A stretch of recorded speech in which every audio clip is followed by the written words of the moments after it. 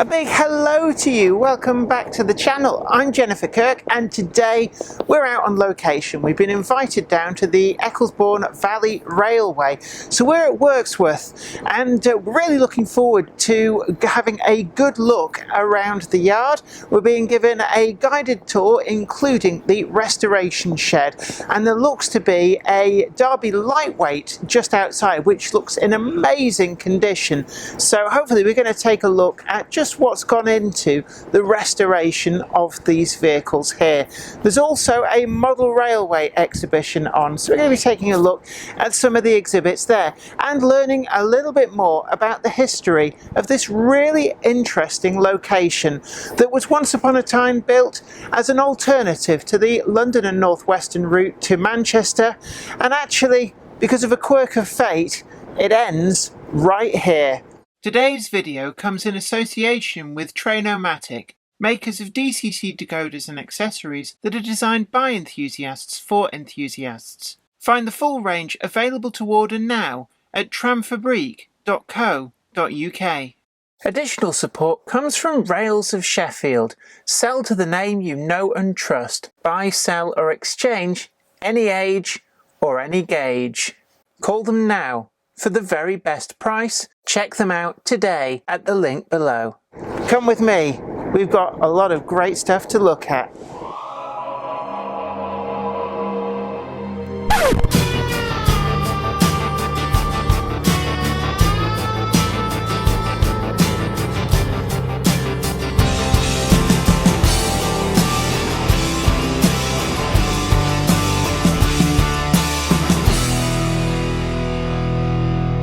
Quite interesting to finally actually come here for the first time. This is the Ravenstor feed that used to feed this conveyor across to Ravenstor. So that complex there is this complex here. Oh right, so is that narrow gauge track? No, that's all standard gauge, and they had their own engine sheds and everything up on the plateau. So it was that was not connected to anything else. It was completely standalone. Once they took the track up through the tunnel, yes. Right. The Victorians had to do here in 1867 when they arrived was get rid of the river, because this of course isn't a flat valley, it's a V-shaped valley. So what they did with this, conveniently, is they put it into a culvert, and it's about 10 feet underneath your steps now. Here. Yeah. Effectively it was the Midlands answer to the London North Western Railway's line to Manchester. Right. They wanted their own line, so they bought their own land.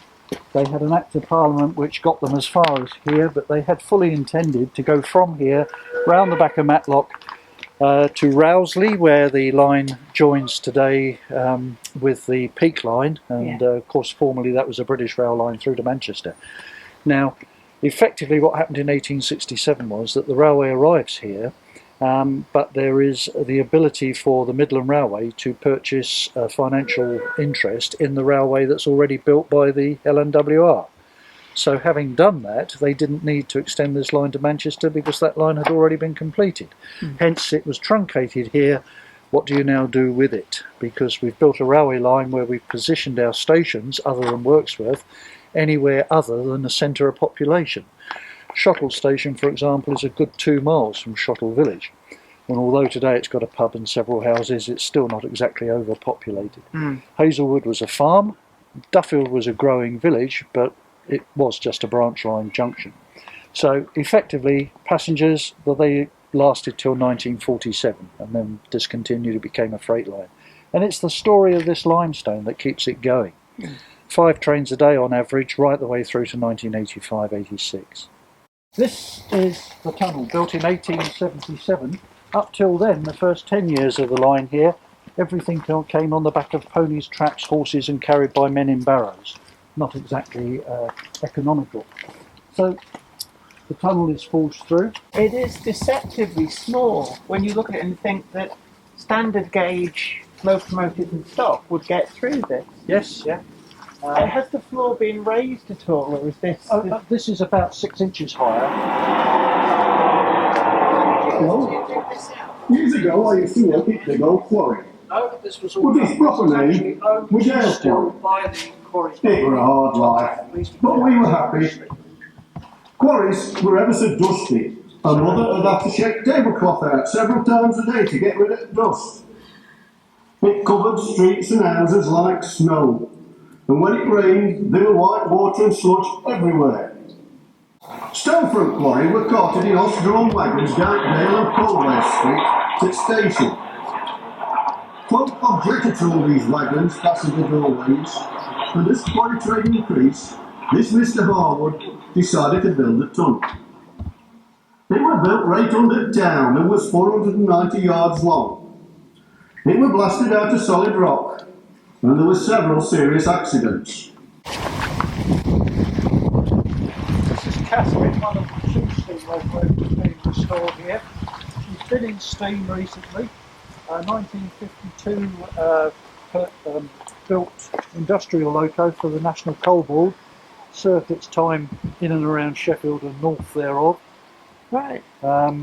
But as I said, I think another 6 months we'll see that one in action. So it's quite a late built steam It is, locomotive. yeah, both of them that we've got here that are being rebuilt are in their 50s. Because it has shades of, it looks a little bit like a USA dock tank. Yes, this is a side tank and the other one is a saddle tank. Right. That's called Catherine the Coal. Statfold Barn Railway. I don't know what the SBR stands for, but Could be Statfold Barn. it came here about 4 years ago. The underground train behind it is powered with a lithium battery engine and is part of a company called SET working with Hull University or Huddersfield University, I'm not sure. But they're looking at redeveloping tram bogies, and they had a contract to do that, so they hire our line when we're not running passengers occasionally. Right, is that a Derby lightweight? It is indeed, half of it. The other half we'll see when we go in the shed. It's up on jacks. Is that the one that used to be, is it Iris? No, Iris is away at the moment, unless it's come back in my absence here. I can't see it anywhere. Oh, right, so that's a different she one. was down on, we lent that to the railway at Lydney in Gloucester, and then it went to the Great Central, where it's either still is or it's on its way back from, I'm not sure. Right. There's the I can tunnel just entrance, see it, yeah. And the line came out here, straight onto a metal viaduct, and literally out into the yard. Again, as far as I can ascertain, if there were any powered engines, they were in the last couple of years of its life, but in all probability they were either pushed by man or pulled by ponies. Over the years, found evidence of pony use and farrowing here with bent horseshoes and but they've all been rather small, leading us to believe that the ponies were small, possibly because of the height of the tunnels and the fact that maybe the ponies had actually come from lead mines or small mine workings elsewhere. Very short life, 1890, 1902 this line, so Oh, right, so it didn't, 12 years. Yeah, it didn't survive very long. So that's a big investment for just that short a length of time. Well, yeah, I think it's because it always was a fairly small quarry, and they probably brought stuff out by horse and cart as they had always done from the 1700s, and never really connected it to the main quarry. An interesting fact that when we had to repair a water main here 4 or 5 years ago, we dug down about 5 feet in the yard here opposite the station, and we found another set of railway lines. Still in situ. This has been raised at some stage over some of the original lines. Yes. Right, so they just sort of buried them And built over the top. The orchard stuck up in there today. Tim Oakes on his department. Gosh, the lightweight does look lovely. So is that recently been out-shopped? Yes. This half's done, the other half you'll see when we go in. Up on Yeah. That is lovely. This one, which is operational and in service with us on a regular basis, and they're putting the other one the other side of the shed together and restoring that. It's quite interesting just to see inside the front. It's not a view you normally see. That would be the turbocharger. I suppose that looks like it's come off the side of something like a Class 84 or a Class 83. This is being undertaken by a contractor who is based here. So for sure, is this And this will go back to the North Yorkshire Moors Railway. I think it's the first of 3 that are coming here. So another bubble here being repainted and overhauled.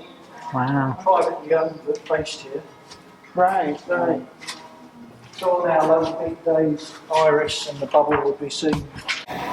The thing about these is that I've noticed that we of course are limited to 25 miles an hour on a railway order, and they rock you to sleep at 25 miles an hour. A little bit of history of this. Was this serviceable when it came here, or has it been bought here as a... No. So it was part of the ultrasonic test train of BRs. This and the trailer car that you see outside in blue. Yeah. And they worked as a pair. So this, well, you might be mistaken for thinking it was a trailer car, actually had 2 engines on and provided the traction for the set. Yeah. Whereas the trailer car had ultrasonic test gear fitted to the underside of it for checking for defects in the rails.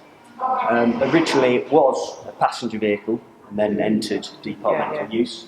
And we were returning it back to passenger. So it's never run in preservation? No, not publicly. It did undergo some test runs at its previous railway at Buckley, but it's now undergoing further work here, and give it a few years, it should be back in traffic. As you can see, it's having some major work to everything underneath. So the engines have been overhauled, gearboxes, complete drivetrains. It was originally the lightweights were yellow diamond coupling code, so that meant that they could only ever drive with other yellow diamond vehicles. We converted it to the later and more common blue square coupling code, which means it will be able to run with all the other units. Alright, this is now going out underneath the bridge. So whenever I've seen pictures of it, it always seems quite strange, as if they were expecting to expand that way an awful lot. Well, this was to be a double track through to Manchester. And so everything that was built here, the infrastructure went up before the decision that was taken not to go any further. And you may know of Travis's Folly. Just south of Shottle Railway Station, for reasons best known to the Victorians, they built a 1/4 mile long bridge going from nowhere to nowhere to cross the track, so that one farmer Travis could move his cows, we believe 11. Certainly if I show you a picture of this So presumably 19-arch the farmer bridge, had a lot of sway in Parliament or something. there was something known as the Accommodation Act which provided for the provision of this bridge, and the size and length of it is due to the fact that either side of the track was a bog, Right. so that each arch is supporting the next arch to allow the bridge to be built. What I do know is that Travis only survived a few years after the bridge was built. His cows were sold off and nothing went over this bridge for probably the best part of 30 odd years, 40 years.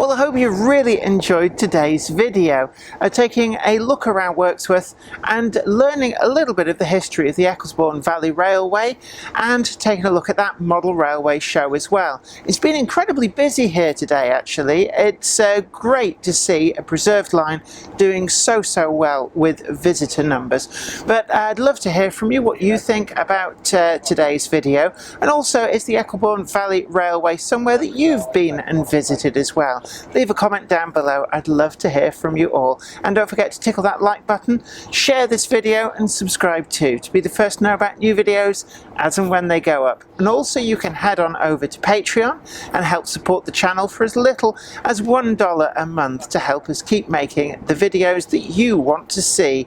And we've got our full merch store down below, and you'll find the full range of hoodies, t-shirts and mugs and much more. But until next time, you take great care of yourself. Happy modelling. Bye for now.